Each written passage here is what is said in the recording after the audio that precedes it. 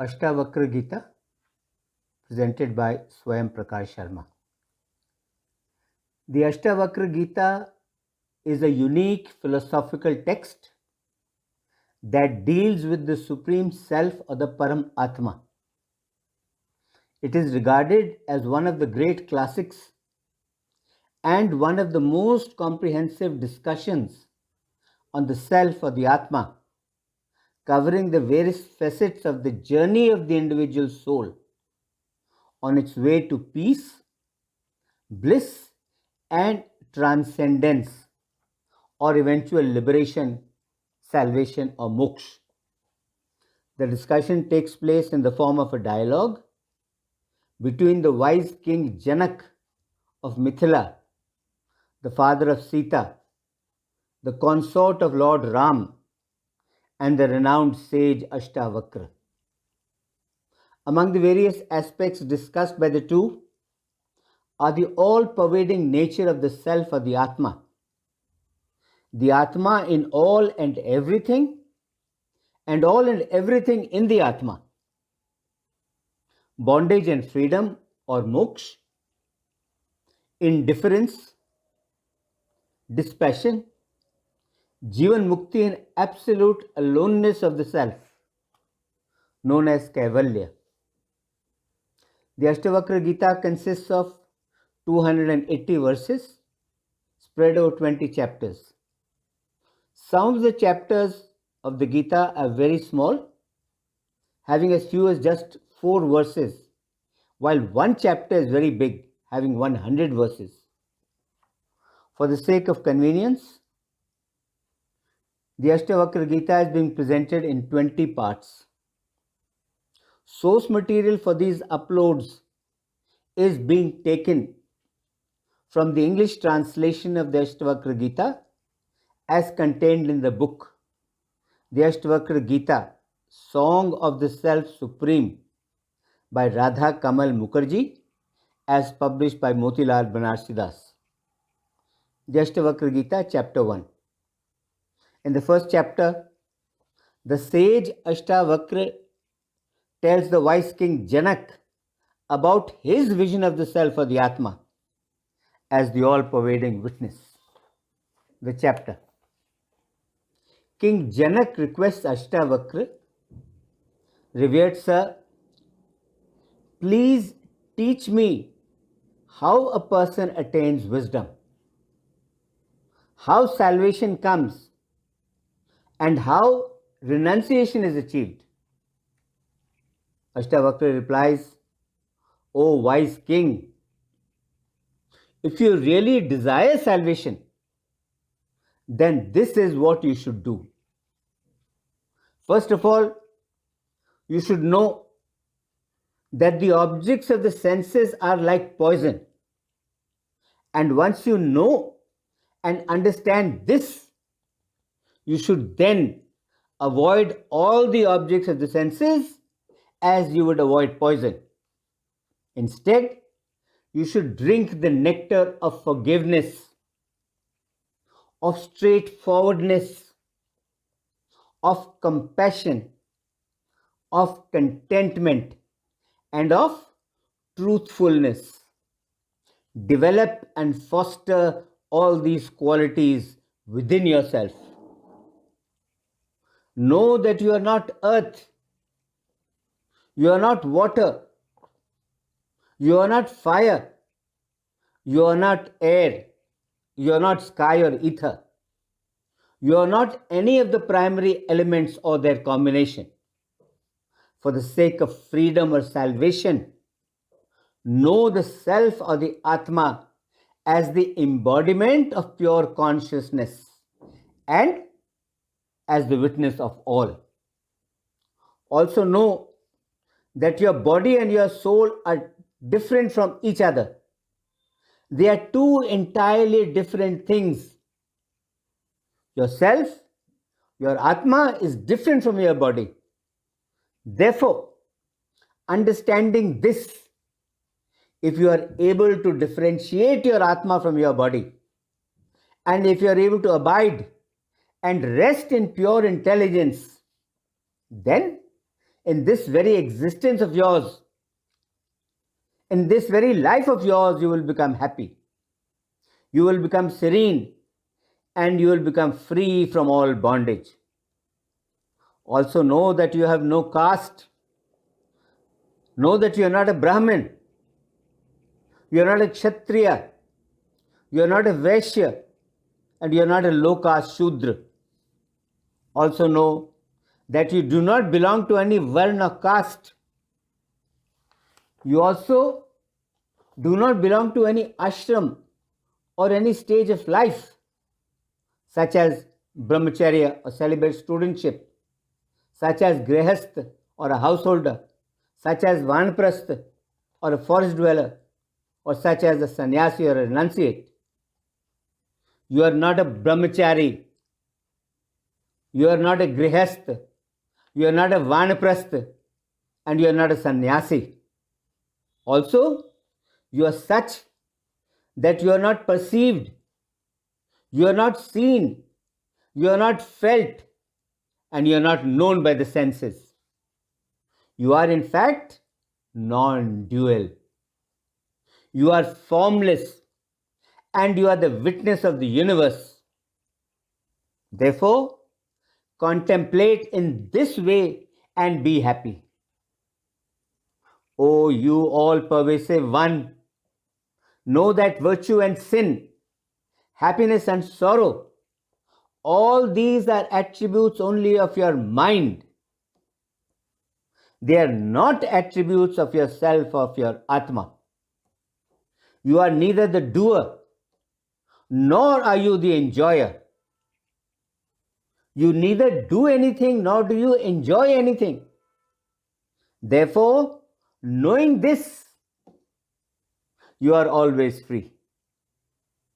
You are the one seer of all, and surely you are always free. However, the fact that you apprehend, the fact that you grasp and understand the non-dual, the eternal seer as different from your own self, from your own Atma, this in fact is your bondage. The ego that makes a person think that he is the doer, that ego of his is like a big black poisonous snake that bites him. Therefore, instead of thinking that I am the doer, and because of that thought, getting bitten by the big black poisonous snake, one should drink the nectar of the thought that I am the non-doer, that I do not do any action or activity. And always thinking in this manner, a person shall always be happy. Remember that you are surrounded on all sides by the forest of ignorance. Therefore, you need to burn this forest of ignorance that surrounds you with the fire of this certainty that I am the non-dual and pure consciousness. By doing so, you shall rid yourself of all sorrow and become blissful. Once you are in that pure, in that supremely blissful consciousness, the universe will then appear to you as an illusion. Just like a snake gives the illusion of a rope, or a rope gives the illusion of a snake. You should live in that pure, supremely blissful consciousness. There is this true and popular saying which states that a person becomes what he intends to become. Like intention, like becoming. Therefore, a person who intends to become free, because of his intention, he then fixes his mind on freedom. And he, in fact, does become free. Just like a person who fixes his mind to bondage does, in fact, become bound. Therefore, if you desire salvation or freedom, you should learn to fix your mind to freedom. Fix your mind to freedom, and you will most certainly become free. The self or the Atma is the witness. It is all pervasive. It is free. It is intelligent. It is actionless. It does no action. It is desireless.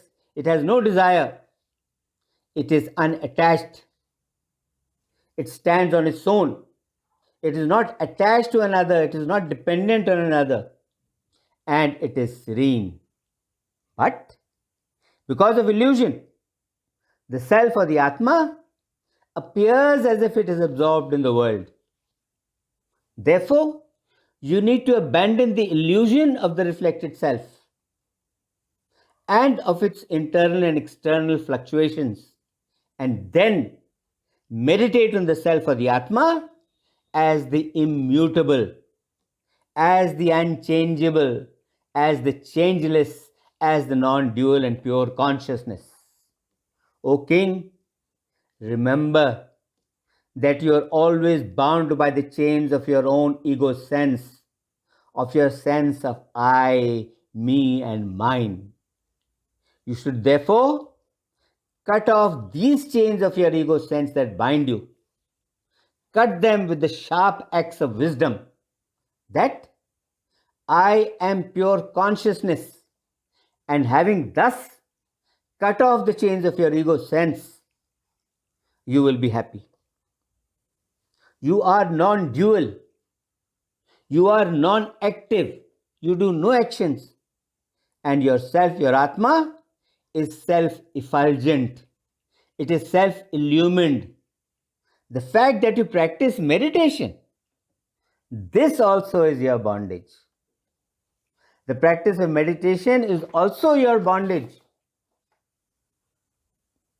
As you start becoming conscious of the universe starts entering into you. Then you, in fact, surround the universe, you encompass it. In reality, you are the embodiment of pure consciousness. Remember that the mind, by its very nature, can conceive and comprehend only that which is finite. The mind, therefore, is finite.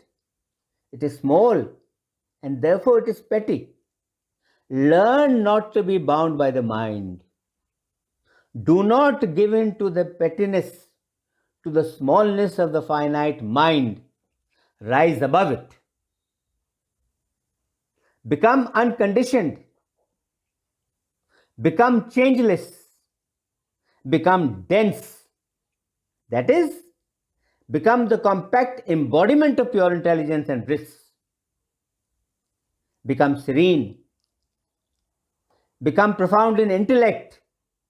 Become unperturbed and become absolutely fixed in pure consciousness. Know for sure that anything that has a shape or a form, that is bound to be false and is in fact false. The self or the Atma is formless. It has no shape or form. It is the eternal changeless. Once you know this truth, then there is stoppage of births. Then a person is freed from the repeated cycle of births and deaths and attains salvation, freedom, moksha. The reflection that is seen in a mirror, that reflection covers both the inside as well as the outside of the mirror. In precisely the same way, the Supreme Self or the Param Atma also covers and encompasses both the interior and the exterior of the body. The all-pervading ether exists everywhere. The very same all-pervading ether that exists everywhere also enters into a jar or any other vessel. In the same way, the immutable, changeless, and all-encompassing Brahm also enters into all beings and existences. Yes, the all-encompassing Brahm also enters into all beings and existences. This concludes the first part of the Ashtavakra Gita, consisting of the introduction and chapter 1. Om Shanti Shanti Shanti Om.